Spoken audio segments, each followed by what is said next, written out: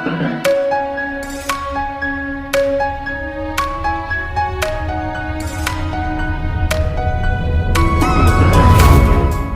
Friends, कैसे हैं आप लोग।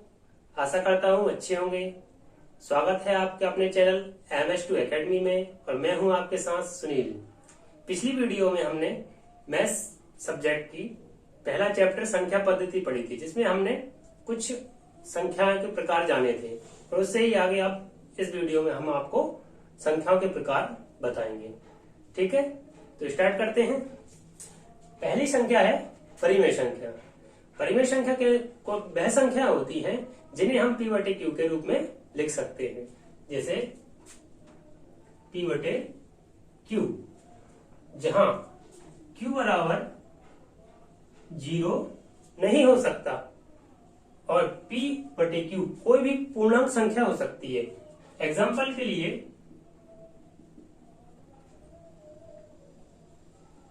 7/2, मतलब P का मान 7 और Q का मान 2। यदि हम लिखें 6/0, तो यहां क्या कंडीशन है, Q का मान 0 नहीं हो सकता। यदि Q का मान 0 होगा तो वह संख्या परिमेय संख्या नहीं कहलाएगी। ठीक है, आया समझ में। चलते हैं नेक्स्ट संख्या पर। दूसरी संख्या क्या है, अपरिमेय संख्या। अपरिमेय संख्या क्या होती हैं, जिन्हें हम परिमेय संख्या के रूप में नहीं लिख सकते, वह अपरिमेय संख्या कहलाती हैं। ठीक है, जैसे या फिर जिन्हें हम बटे के रूप में, सिंपल सी साधारण भाषा में बोले तो हम जिन्हें बटे के रूप में नहीं लिख सकते, वह कौन सी संख्या कहलाती हैं, अपरिमेय संख्या। ठीक है, जैसे कौन सी संख्या होती है जिन्हें हम बटे के रूप में नहीं लिख सकते, जैसे ये करनी वाली, करनी 3, √5, √7 या XYZ अनंत तक। और जैसे मैं पूछूं यदि पाई एक परिमेय संख्या है या अपरिमेय संख्या, तो पाई एक क्या है, अपरिमेय संख्या, क्योंकि उसका भी मान अनंत तक चलता है। पाई भी एक क्या है, अपरिमेय संख्या, क्योंकि पाई का मान क्या होता है, 3.1415926, ऐसे ही आगे तक चलती जाती है। मतलब ये क्या है, इसको हम दशमलव के रूप में पूर्ण रूप से नहीं लिख पा रहे हैं। मतलब बहुत करोड़ों और लाखों संख्याओं तक दशमलव के बाद इसको पाई की वैल्यू का मान निकाला जा चुका है। इसलिए पाई भी क्या है, एक अपरिमेय संख्या है। करो। नेक्स्ट संख्या है हमारे पास वास्तविक संख्या। वास्तविक संख्या कौन सी संख्या होती है, तो वास्तविक संख्याएं परिमेय और अपरिमेय दोनों संख्याओं को हम क्या बोलते हैं, वास्तविक संख्याएं बोलते हैं। ठीक है, जैसे हम 3/2 लिखें, 1/4 लिखें, ये तो अपनी कौन सी संख्या होगी, परिमेय संख्या, और इसमें ये भी इंक्लूड हो जाती है, रूट वाली, पाई संख्या भी और XY ये सब। ठीक, तो परिमेय संख्या और अपरिमेय संख्या को हम क्या बोलते हैं, वास्तविक संख्या। नेक्स्ट संख्या पे चलते हैं, काल्पनिक संख्याएं। काल्पनिक संख्या कौन सी होती है, काल्पनिक संख्या को बोलते हैं हम इमेजिनरी नंबर। काल्पनिक संख्या मतलब इसमें क्या होता है, संख्या के साथ एक आई जुड़ जाता है। आई मतलब आयोटा, जो 11th क्लास में पढ़ाया जाता है। तो आयोटा जुड़ जाता है, तो उसी आई की वजह से उस पद का, उस पार्ट क्या हो जाता है, काल्पनिक हो जाता है। जैसे इसको लिखते हैं A+IB के रूप में। जैसे ये आयोटा है, A और B क्या है, पूर्णांक संख्या है किसी भी प्रकार। तो अपन यहाँ A का मान ले लेते हैं 3, B का मान ले लेते हैं तो 2।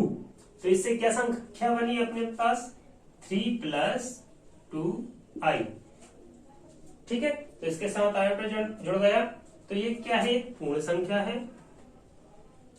ये क्या हो गया, एक काल्पनिक संख्या, मतलब इमेजिनरी पार्ट हुआ है ये। ठीक है, तो इस प्रकार की संख्या को हम क्या कहते हैं, काल्पनिक संख्याएं कहते हैं। ठीक है, अब नेक्स्ट संख्या है हमारे पास भाज्य संख्या। आप जानते हो भाज्य संख्या किसे कहते हैं, या भाज्य संख्या सुना भी होगा। ठीक, लेकिन पेपर में कंफ्यूज करने के लिए इसके नाम बहुत सारे हैं। ठीक है, अभी तक किसी ने नहीं बताया होंगे आपको। तो भाज्य संख्या को आप संयुक्त संख्या भी बोलते हैं, यौगिक संख्या भी बोलते हैं। ठीक, और इसको इंग्लिश में कंपोजिट नंबर आप जानते ही हैं। तो भाज्य संख्या या संयुक्त संख्या या यौगिक संख्या क्या होती है? भाज्य संख्या या कंपोजिट नंबर वह नंबर होते हैं जो एक या स्वयं के अलावा किसी तीसरी अंक से या तीसरी संख्या से पूर्णतः विभाजित हो जाते हैं। तो वह नंबर क्या होते हैं? भाज्य संख्या होती हैं। या यूं कहें अपन कि भाज्य संख्या वह संख्या होती है जिनके दो से ज्यादा अपवर्तक हो या दो से ज्यादा फैक्टर हो। कैसे देखते हैं? जैसे 6 है, ठीक, 6 में भाग किस किस का जा रहा है? 1 से तो जाएगा ही, ठीक, और किससे जाएगा? 6 से। तो मैंने क्या कहा? वह संख्याएं जिनमें 1 से और खुद से भाग जाने के अलावा किसी तीसरी संख्या से भाग जाए, ठीक। तो तीसरी संख्या से इसमें किससे जा रहा है? और 2 से भाग जा रहा है और 3 से भाग जा रहा है। तो ये संख्या कौन सी संख्या हो गई? भाज्य संख्या। जैसे अपन मान के चले ये 7 है, ठीक, तो 7 में किसका भाग जाएगा? 1 का जाएगा और खुद 7 का, मतलब उसी संख्या का जाएगा। तो इसके अलावा किसी से भाग जाएगा क्या? इसमें नहीं जाएगा। तो इसलिए ये क्या हो गई? अभाज्य संख्या, जिसे हम बोलते हैं प्राइम नंबर। इसके बाद अपन उसको पढ़ेंगे, ठीक है। आया समझ में? भाज्य संख्या, भाज्य संख्या मतलब सीधा सिंपल सा है, 2 अपवर्तक से उसके ज्यादा होंगे। मतलब ये जो भाग जाते हैं ना, इसको बोलते हैं अपवर्तक। इनको 1, 6, 2, 3 इसके 6 के क्या हो गए? अपवर्तक या फैक्टर, ठीक है। आया समझ में? नेक्स्ट संख्या है हमारे पास अभाज्य संख्या, ठीक है। वैसे आप सीख ही गए होंगे, मैंने बता दिया था भाज्य संख्या में, तो वही है। अभाज्य संख्या का और क्या बोलते हैं? असंयुक्त संख्या या ऋण संख्या, ठीक है। इसको हम इंग्लिश में बोलते हैं प्राइम नंबर, ठीक। तो अभाज्य संख्या वह संख्या होती है जिनके 2 फैक्टर हो, 2 से ज्यादा ना हो, या 2 अपवर्तक हो, हिंदी में बोले तो, ठीक। जैसे मैंने ले लिया 9, क्या ये अभाज्य संख्या है? देखो इसमें 1 से भाग जा रहा है, 9 से तो जाएगा ही। इसके अलावा तीसरा फैक्टर दिख रहा है, 3 से जा रहा है, ठीक। तो इसलिए ये क्या हो गई? अभाज्य संख्या हो गई? नहीं हुई, ठीक। क्यों? इसके 3 हो गए फैक्टर। कितने हो गए फैक्टर? 3 हो गए। 1, 3, 9, 1 से जा रहा है, 3 से जा रहा है, 9 से जा रहा है, इसलिए ये क्या अभाज्य संख्या नहीं है। तो भाज्य संख्या क्या होगी? जिनमें स्वयं का और 1 का भाग जाए, बस। इसके अलावा किसी की भी संख्या का भाग नहीं जाएगा। जैसे 2, 3 और 5, 7 ऐसे करके देखते हैं। 2 में 1 का जाएगा और 2 का जाएगा, 3 में 1 का जाएगा और 3 का जाएगा, ऐसे 5 में, इसमें ऐसे ही 7 में, ठीक। तो इसमें आपको यहाँ एक चीज देखने को मिल रही होगी कि सबसे छोटी अभाज्य संख्या, अभाज्य सम संख्या एकमात्र 2 है। मतलब अभाज्य संख्या में सिर्फ एक ही संख्या मिलेगी आपको जो सम अभाज्य संख्या होगी, वो है 2, ठीक है। ओके, नेक्स्ट संख्या पे चलते हैं, सह अभाज्य संख्या। इसको क्या बोलते हैं? को प्राइम नंबर, ठीक। तो इंग्लिश में क्या बोलते हैं? को प्राइम नंबर, सह अभाज्य संख्या या असहभाज्य संख्या, ठीक। तो इसको जैसे एग्जांपल, ये संख्या कौन सी संख्या होती है? कोई भी रेगुलरली 2 संख्या को आप ले लोगे तो वह दोनों संख्या क्या होंगी? असहभाज्य संख्या होंगी, को प्राइम नंबर होंगी। या फिर ये कहें कि जिन दोनों संख्याओं का महत्तम समवर्तक 1 हो तो वह संख्याएं असहभाज्य संख्या होंगी, ठीक है। असहभाज्य या सहभाज्य संख्या, ठीक है। जैसे 4, 5, इनका महत्तम समवर्तक निकालेंगे एचसीएफ तो क्या होगा? 1 होगा, ठीक। ऐसे ही हम दूसरी संख्या ले लेते हैं 6, 7, ठीक। इसका भी एचसीएफ 1 होगा। देखो, क्योंकि ऐसा कॉमन कोई सी संख्या नहीं निकल रही इनमें कि जैसे 2 है। दूसरा एग्जाम्पल लेते हैं 4, 6, ठीक। इन दोनों में 1 का भाग तो जाएगा, ठीक। इसके अलावा 2 का भी भाग जाएगा, 2 दूनी 4, 2 3 6, ठीक है। तो हमने क्या बोला है? एचसीएफ 1 हो, मतलब एक ही संख्या से भाग जाए। इनमें 1 से भी जा रहा है इसमें और 2 से भी जा रहा है, तो ये सहअभाज्य संख्या नहीं है। और ये दोनों कैसी है? सहअभाज्य संख्या है। आया समझ में? ठीक, नेक्स्ट संख्या पे चलते हैं, जुड़वा अभाज्य संख्या। क्या है? जुड़वा अभाज्य संख्या है, या इसको बोलते हैं युग्म, इंग्लिश में बोलते हैं ट्विन प्राइम नंबर। ठीक, तो ये ट्विन प्राइम नंबर क्या होते हैं? इनमें और इनमें थोड़ा सा अंतर है। ठीक है, इनमें क्या होता है, जुड़वा अभाज्य संख्या में क्या होता है, दो संख्याएं जो युग्म होगा हमारे पास, उन दोनों का अंतर कितना होगा? 2 होगा बस। तो वह संख्या कौन सी हो जाएंगी? जुड़वा अभाज्य संख्या हो जाएंगी, जैसे 3, 5।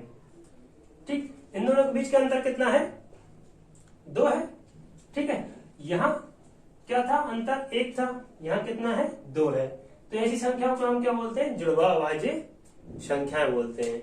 ठीक, और इनमें भी वही रूल लगेगा, इनमें भी एचसीएफ इनका क्या होगा? एचसीएफ इनका महत्तम समवर्तक 1 होगा, उन्हें हम क्या बोलते हैं? जुड़वा अभाज्य संख्या बोलते हैं। ठीक है, और भी संख्या है, जैसे आप जानते हो नॉर्मली है सिंपल परवर्ती, परवर्ती, पूर्ववर्ती, पूर्ववर्ती,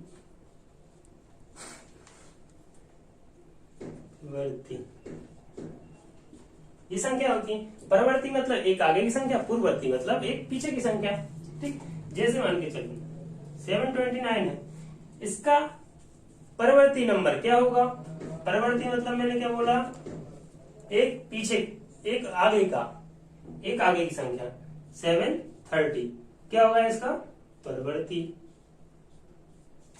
और इसका पूर्ववर्ती संख्या क्या होगी? पूर्ववर्ती सिंपल भाषा से समझ में आ रहा है, पूर्ववर्ती मतलब एक पहले की, कितने जाएगा? 728 पूर्ववर्ती संख्या, ये संख्या हो गई। ठीक है, आया समझ में? तो इसको परवर्ती और पूर्ववर्ती संख्या को इंग्लिश में क्या बोलते हैं? परवर्ती को बोलते हैं सक्सीजर नंबर और पूर्ववर्ती को क्या बोलते हैं? प्रीडिसीजर नंबर। ठीक है, ये संख्याएं आपकी कंप्लीट होती हैं संख्या पद्धति में, संख्या के प्रकार। ओके, और भी संख्याएं हैं जिनके बारे में हम नेक्स्ट वीडियो में जानेंगे। लगभग वैसे कंप्लीट हो चुकी हैं आपकी संख्याएं। ठीक, तो नेक्स्ट वीडियो में हम और जानेंगे कि संख्या 1-2 प्रकार और होंगे तो वो जानेंगे, और अलग अलग कुछ नियम जानेंगे, जैसे विभाज्यता के नियम। ठीक है, और बीजांक, रामानुजन संख्या क्या होती है, प्लेस वैल्यू क्या होती है, फेज वैल्यू क्या होती है, इस टाइप की कुछ और पढ़ेंगे अपन संख्या पद्धति में, और फिर कुछ क्वेश्चन करेंगे और अपना चैप्टर इसलिए कंप्लीट हो जाएगा। ठीक है, तो आज की वीडियो आपको अच्छी लगी हो तो आप अपने दोस्तों में वीडियो को शेयर करें, लाइक करें और सब्सक्राइब करना ना भूलें। ठीक है, okay, stay home, stay safe, जय हिंद, थैंक यू।